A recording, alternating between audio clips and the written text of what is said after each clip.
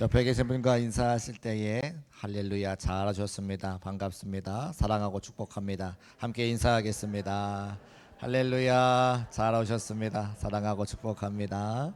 환영합니다. 네. 오늘 누가복음 10장 25절부터 37절까지 말씀 함께 읽었는데요. 내 이웃은 누구인가라고 하는 말씀을 제목 가지고 함께 말씀 나누겠습니다. 제가 지난주에 그런 말씀 드렸는데, 가을이 오는 것은 우리 중국교회 화단에 있는 꽃이 피면 가을이 온다, 그런 말씀 드렸잖아요. 지난주에는 꽃이 많이 안 펴서 무슨 색깔인지 잘 몰랐는데 오늘 보니까 하얀색 꽃이네요. 그죠? 우리 사랑하는 자녀들이 장학생으로 선발돼서 우리 서영이, 수빈이, 예령이, 또 준영이가 이렇게 하나님께 영광 올려드리고 또 교회의 기쁨이 되었는데, 우리 아이들은 꽃이 펴야 어떤 꽃인지 알 수 있습니다. 지금은 한참 흔들리고 꽃을 피기 위해서 열심히 준비하는 과정이잖아요.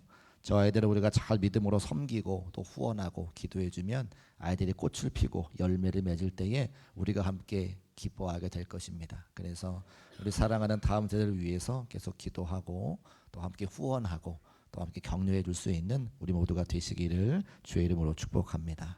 우리 다음 세대가 우리에게 이웃 될 수 있는 거죠. 렘브란트라고 하는 화가가 있습니다. 이 화가가 자신의 메시지를 전달하거든요. 목사는 설교를 통해서 메시지를 전달하고, 작곡가는 자기가 만든 음악을 통해서 메시지를 전달하고, 화가는 자기의 그림을 통해서 메시지를 전달하는 겁니다. 렘브란트라고 하는 화가가 이제 그 그림을 바라보는 사람들에게 메시지를 전달할 때에 빛과 어두움을 활용을 하죠. 그래서 빛의 그곳에 있는 사람들의 표정이라든지 그곳에 있는 사물, 빛 가운데 있는 사물을 통해서 그 그림의 메시지를 전달하는 특별한 그런 특징을 갖고 있는 화가가 렘브란트라고 하는 사람입니다. 근데 렘브란트라고 하는 화가가 기독교인인데 특별히 선한 사마리아인의 이 말씀을 가지고 그의 평생에 몇 번의 그림을 그리게 되는 거죠. 가장 먼저 1630년에 선한 사마리아인이라고 하는 그림을 그리게 됐는데, 한번 화면에 보여주실까요? 이렇게 그림을 그렸습니다. 말에 타고 있는 사람이 강도 만난 자고, 그 강도 만난 자를 안아서 주막으로 올려주는 사람이 아마 선한 사마리아인일 것이고, 저 건물 앞에 마중 나와 있는 사람이 저 주막의 주인일 겁니다. 그런데 성경에 등장하고 있지 않는 한 사람이 더 등장을 하는데, 그 모든 과정을 바라보고 있는, 그림에 좀 잘렸는데 귀부인이 창문에서 이 모든 과정들을 바라보고 있는 거예요. 저 그림을 통해서 렘브란트가 우리에게 말하고자 하는 메시지는 뭐냐면, 사마리아인이 강도 만난 사람을 허름한 주막이 아닌 귀부인이 묵을 만큼 좋은 주막으로 데려가서 치료해 주었다고 하는 것을 이야기하는 겁니다. 전에 그림 보여주실까요? 네. 이렇게 그림이 있죠. 그래서 그 사마리아인이 허름한 주막 아니고 그가 할 수 있는 최고의 주막, 귀부인이 묵을 수 있는 그런 주막으로 사마리아인을 데리고 갔다라고 하는 것을 첫 번째로 그림을 그렸습니다. 3년 뒤에 그 그림을 판화로 찍어서 다시 내는데 그림에 약간의 변화가 있는 거예요. 다음 그림 보여주실까요? 판화로 찍으니까 좌우가 바뀌게 되겠죠. 좌우가 바뀌면서 등장인물 다 똑같은데 말 옆에 개가 한 마리 있습니다. 그리고 개가 뭐 하냐면 용변을 보고 있어요. 개가 똥 싸고 있는 거죠. 그러면 3년 전에 그린 그림과 3년 이후에 그린 그림이 다를 때는 작가가 또 화가가 무슨 메시지를 전하고 싶은 거잖아요. 무슨 메시지를 전하고 싶은가, 그림을 해석하는 사람들 이렇게 해석을 하는 거죠. 강도 만난 자를 치료해주고 주막에 맡기는 그 일이 특별한 일이 아니라 개가 길거리에 똥 누는 것처럼 일상적이고 자연스러운 일이라고 말하고 싶은 거예요. 저 그림을 바라보는 사람들에게, 그렇지, 나도 사마리아인과 같은 사람이 되어서 누군가를 도와주는 것이 특별한 일이 아니라 우리 모두가 해야 되는 일이고, 개가 똥 싸는 거 늘 보는 거잖아요. 그 일상적인 일이다, 이런 걸 우리에게 표현하고자 하는 거죠. 그래서 그림을 통해서도 이 선한 사마리아인의 메시지를 우리가 알 수가 있습니다. 그림 내려주시고요. 그런데 우리가 다 잘 알고 있는 이 선한 사마리아인의 비유는 아무리 성경 구절을 읽어봐도 선하다, 착하다라고 하는 구절이 나오지가 않습니다. 그냥 그 메시지를 들은 다음에 우리가 스스로 느낄 때에 이 사마리아인이 착하구나, 선하구나 생각을 하는 거지, 어디를 봐도 본문에 사마리아인이 선하다, 착하다 나오지 않아요. 또 성경에도 그 소제목이 기록되어져 있는데 25절 위에 자비를 베푼 사마리아 사람이라고 기록이 되어져 있지 사마리아 사람이 선하다, 착하다 기록되어 있지 않다고 하는 겁니다. 왜 그러냐 하면 그 당시에 사마리아인을 선하다고 부르는 문화가 아니었기 때문에 그렇죠. 왜 그렇습니까? 잘 아시는 것처럼 유대 사람들, 이스라엘 사람들과 사마리아 사람들이 서로 아주 상극, 서로 아주 미워하는 그런 사람들이었기 때문에 그렇습니다. 이스라엘이 남과 북으로 갈라진 뒤에 북이스라엘 지역이 아시리아, 그 당시 아수르라고 부르는 나라에 침략이 되어지고 정복되어졌기 때문에 하나님의 백성으로서 정결하고 거룩한 삶을 살아야 되는데 이방인들에게 점령당하고 이방인들과 통혼하게 되면서 이방 문화가 들어온 너희들은 하나님의 백성으로서의 거룩함과 정결함을 다 잃어버렸어. 너희는 더러운 사람들이야, 불결한 사람들이라고 이스라엘 백성들이 사마리아 사람들을 생각을 하는 거죠. 또 사마리아 사람들은 그렇게 우리를 미워하는 그 이스라엘 나라 사람들을 싫어하고 서로 그래서 상극국이 되어버리는 거예요. 그래서 이스라엘 남유다 사람들은 예루살렘에 성전을 세워 그곳에서 제사하게 되고 사마리아 사람들은 그리심산에서 함께 예배를 드리면서 그들이 서로 나누어지게 되는 것을 보게 되어집니다. 그래서 유대인들에게 사마리아 사람들이 선하다, 착하다 이런 생각을 할 수가 없다라고 하는 겁니다. 이런 배경에서 오늘 말씀을 읽어야 되는데 이 내용을 보면 30절에 이렇게 시작을 합니다. 예루살렘에서 여리고로 내려가는 길에서 강도를 만난 사람이 있다라고 기록하고 있죠. 30절 같이 한번 읽어보겠습니다. 시작. 예수께서 대답하여 이르시되 어떤 사람이 예루살렘에서 여리고로 내려가다가 강도를 만나매 그 강도들이 그 옷을 벗기고 때려 거의 죽은 것을 버려두고 갔더라. 아멘. 예수님의 비유에서 구체적인 장소가 나온 비유는 이 본문이 유일합니다. 보통은 뭐 집이라든지 밭이라든지 일반적인 장소를 배경으로 말씀하시는데 예루살렘에서 여리고로 내려가는 길에라고 하는 본문이 딱 나오는 거예요. 근데 그렇게 하신 이유는 강조점이 있어요. 이 예수님의 말씀을 듣는 첫 번째 청중 이스라엘 백성들, 남유대 사람들에게는 예루살렘에서 여리고로 내려가는 바로 그 길이 늘 누가 출몰하는가? 강도가 출몰하는 것을 알고 있는 거죠. 예루살렘에서 여리고로 내려갈 때에 그 길은 사막길인데 사막에는 동굴이 많고 동굴에는 강도들이 숨어 있어서 제사를 드리러 가는 사람들의 재물을 탈취한다거나 위에 성전에 가서 좋은 거 사고 내려오는 사람들의 물건을 뺏는 일이 비일비재했기 때문에 이 길에는 누구라도 강도를 당하게 되는 것을 알게 됩니다. 그래서 혼자 가는 일은 거의 없고요. 다 무리를 지어서 강도 만난다 하더라도 스스로를 지킬 수 있도록 쉽게 말하면 보디가드를 이렇게 채용한다거나 많은 사람들이 함께 모여 그룹으로 왔다 갔다 하지 혼자 다니는 경우는 없다는 거예요. 또 그곳은 예루살렘이니까 제사를 드려야 되잖아요. 제사를 집대하는 사람들이 따로 있습니다. 제사장이 있고요. 제사 드릴 때 허드렛 일을 감당하는 레위 사람들이 있고요. 유대인들은 절기에 한 번씩 꼭 올라가서 제사를 드려야 되기 때문에 이 길을 누가 다니는 길이냐? 제사장이나 또 유대인들이나 또 레위 사람들이 주로 다니는 길이지 여기 나오는 사마리아 사람이 이 길을 가는 경우는 거의 없는 것을 사람들이 아는 거죠. 그러니까 우리와 그들이 다르기 때문에 이 예수님의 비유의 말씀을 들을 때 머릿속으로 생각하는 것들이 여러 가지가 있다는 거예요.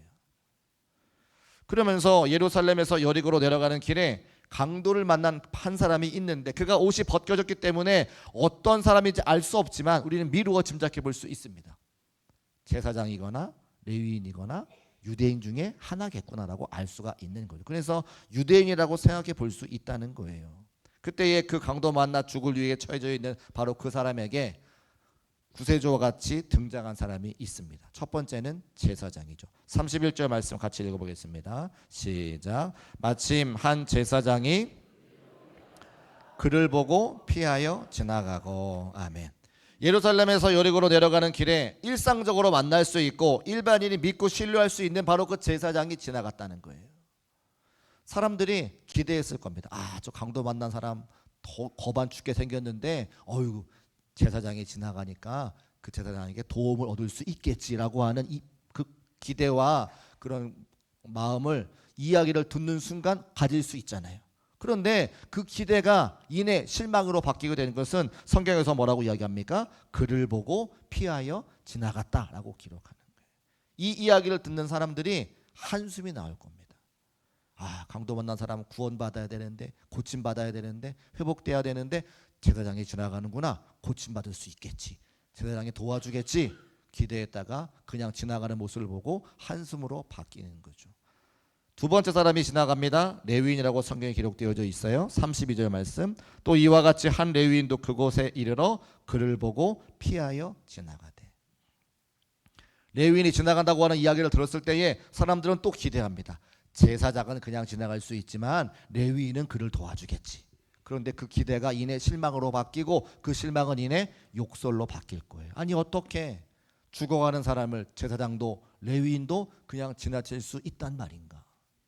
기대가 한숨으로 바뀌고 한숨이 욕으로 바뀌는 사람들의 그 모습을 우리가 상상해 볼 수 있습니다. 이런 절망적인 상황 가운데 사마리아 사람, 강도 만난 사람 앞을 지나가게 되죠. 예수님께서 말씀하실 때 그 예수님이 앞에 앉아있던 사람들이 어떻게 생각을 할까요? 사마리아 사람이 지나간다고 하면 그들의 마음속에 기대가 있을까요? 아니요, 기대하지 않았습니다. 왜요? 사마리아 사람은 유대인들과 상극이고 서로를 아주 미워하고 서로 개와 같이 여기는 사람들이었기 때문에 오히려 사마리아 사람 지나간다고 이야기했을 때에 그 이야기를 듣는 유대 사람들은 아이고 그 사마리아 사람이 오히려 욕을 하거나 혹은 이렇게 더 해코지를 하면 어떡하나 이런 걱정을 했을 겁니다. 그런데 성경이 우리에게 말하는 바는, 예수님께서 말씀하시는 바는 사람들의 상상과는 달랐다고 하는 거죠. 33절과 34절 같이 읽어보겠습니다. 시작. 어떤 사마리아 사람은 여행하는 중 거기 이르러 그를 보고 불쌍히 여겨 가까이 가서 기름과 포도주를 그 상처에 붓고 싸매고 자기 짐승에 태워 주막으로 데리고 가서 돌보아 주니라. 아멘. 사마리아 사람이 이상하지 못하게 등장했을 때 이 비유를 듣던 첫 번째 청중들은 모두 깊은 한숨을 내쉬었습니다. 제사장도 레위인도 도와주지 못했는데 유대 사람들을 개처럼 여겼던, 서로 아주 싫어했던 그 사마리아 사람이 과연 도와줄까? 그런데 그 절망이 기대로 바뀌어서 사마리아 사람이 긍휼한 마음을 가지고 기름과 포도주를 가지고 그 강도 만난 사람을 도와주는 것을 예수님께서 말씀하셨습니다. 더군다나 제사장과 레위인은 그를 보고 피하여 지나갔다라고 하는 고백과 그를 보고 불쌍히 여겼다고 하는 이 사마리아 사람의 마음이 서로 비교가 되어지는 거죠. 제사장과 레위인은 냉정했습니다. 그 냉정함은 사마리아 사람의 불쌍히 여기는 마음과 대비가 되었고요. 유대인과 사마리아인, 냉정함과 측인이 여기는 마음, 지나침과 돌봄이 함께 대비가 되어서 우리에게 각인되어지고 있죠. 이 사마리아 사람의 행동은 어디에서부터 출발합니까? 긍휼과 자비라고 성경이 기록하고 있습니다. 긍휼과 자비가 있어야 강도 만난 사람에게 그와 같은 행동을 할 수 있고, 나도 그를 불쌍히 여기는 마음, 나도 그렇게 어려움 당할 수 있을 때에 누군가 나를 도와주었으면 하는 그 마음이 있어야 그 사마리아 사람이 강도 만난 사람을 도와줄 수 있다고 하는 거예요. 그 사마리아 사람의 긍휼과 자비는 어디에서 나옵니까? 우리의 부패한 본성과 죄성에서는 그 긍휼과 자비가 나올 수가 없다는 거죠. 불가능합니다.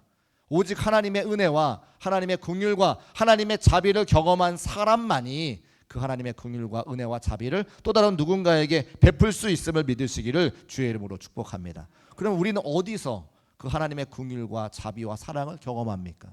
하나님의 성전에 와서 예배할 때에 하나님의 긍휼을 경험하는 거죠. 하나님의 성전에서 예배하며 찬송할 때에 하나님의 자비를 경험하는 겁니다. 하나님의 성전에 와서 주의 말씀을 들을 때에 나도 죽을 수밖에 없는 죄인이었지만 예수 그리스도의 구원의 은혜와 사랑과 그 자비하심으로 내가 구원받았음을 내가 깨닫고 고백할 수밖에 없다는 거예요. 세상 그 어디에서도 하나님의 긍휼과 자비와 그 사랑을 경험할 수 없지만 하나님의 성전에 와서 예배드릴 때에 그 긍휼과 은혜와 사랑과 자비를 경험할 수 있음을 믿음으로 고백하는 저와 여러분 되시기를 주님의 이름으로 축복합니다. 그런데 제사장과 레위인을 살펴보자는 거예요.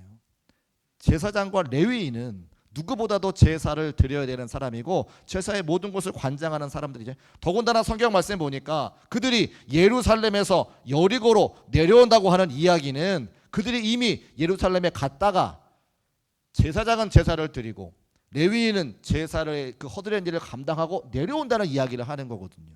그럼 뭡니까? 그들이 드렸던 예배와 그들이 드렸던 제사는 그들에게 하나님의 긍휼과 자비와 사랑을 경험하지 못하게 하는 형식적인 예배였다고 하는 것을 말씀을 통해 알 수 있는 거예요. 사랑하는 중국교회 성도 여러분, 저와 여러분이 드리는 예배가 살아있는 예배가 되어서 우리가 예배 드릴 때마다 하나님의 긍휼과 은혜와 자비를 경험하는 예배가 될 수 있기를 주님의 이름으로 축복합니다. 그게 우리가 드리는 예배가 돼야 돼요. 형식적인 예배나 죽어있는 예배라면 우리 또한 하나님 베푸시는 은혜와 사랑과 긍휼을 경험할 수 없다고 하는 거죠. 예수님께서 왜 이런 비유의 말씀을 하고 계십니까? 예수님의 이 비유의 말씀은 그 시작이 어떤 율법 교사의 질문에서부터 시작을 하게 됩니다. 선생님, 내가 무엇을 하여야 영생을 얻겠습니까? 사실은 오늘의 말씀과 다음 주에 함께 나눠야 되는 마르다와 마리아의 이야기까지 한 세트로 묶여 있는 거예요. 어떻게 하면 영생을 얻겠습니다라고 하는 그 율법 교사의 질문에 예수님이 답을 하십니다. 그 답이 오늘과 다음 주 설교까지 연결되어 있어요. 근데 오늘은 시간이 많지 않기 때문에 성찬도 해야 되기 때문에 오늘의 포커스를 맞춰서 말씀을 드리려고 하는데, 그때 그 예수님께서 답을 하시죠. 율법에 무엇이라고 기록되어 있으며 네가 그것을 어떻게 이해하고 있느냐. 율법교사가 대답합니다. 내 마음을 다하고 목숨을 다하고 힘을 다하고 뜻을 다하여 주 너의 하나님을 사랑하라. 또 내 이웃을 내 몸과 같이 사랑하라고 답을 합니다. 예수님께서 그 대답이 옳다, 그 말씀을 알고 있으면 그 말씀대로 행하라. 그리하면 영생을 얻을 것이다 말씀하고 계시죠. 그리고 나서 율법교사가 자기를 옳게 보이려고 그러면 내 이웃이 누구입니까? 라고 하는 질문 때문에 오늘 예수님께서 그 이웃이 누구인지에 대한 말씀을 비유로 하고 계시는 거예요. 내 이웃이 누구입니까? 라고 하는 질문은 우리도 마찬가지로 해야 되는 질문입니다. 내가 하나님의 긍휼과 사랑과 자비를 힘입고 나도 누군가에게 그 예수 그리스도의 사랑과 희생과 자비와 그 사랑을 전달해 주려면 내 이웃이 누구인지가 중요하겠죠. 그런데 오늘 말씀을 가만히 읽어보고 들어보니까 강도 만난 사람은 유대인들의 이웃이 아니었습니다.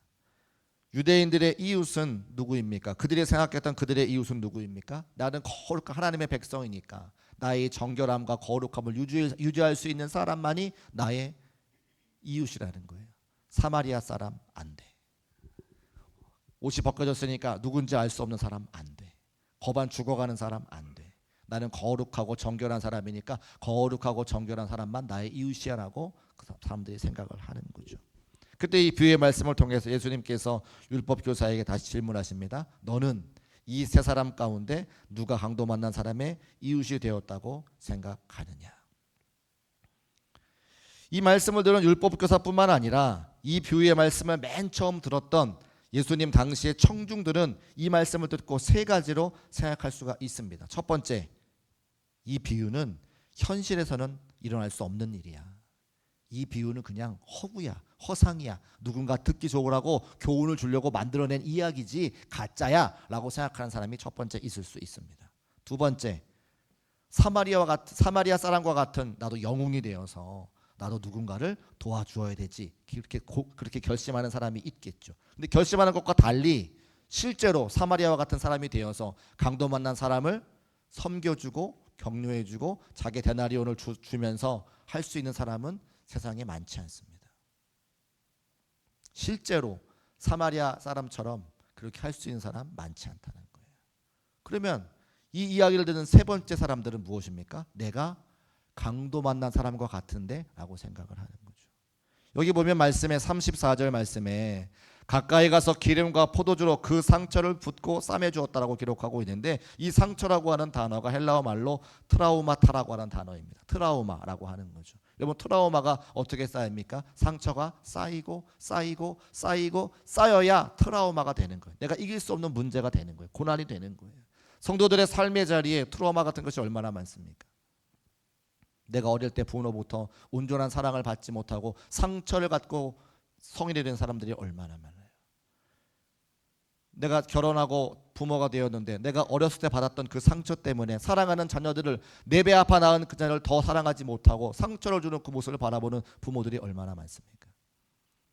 건강한 삶을 살기를 원하는데 육신의 질병 가운데 고통받아 절망하고 낙심 가운데 빠져있는 성도가 얼마나 많습니까? 나는 열심히 하는데 내가 열심히 한 것과 관계없이 계속해서 경제적으로 어려움 당하는 성도들이 얼마나 많아요.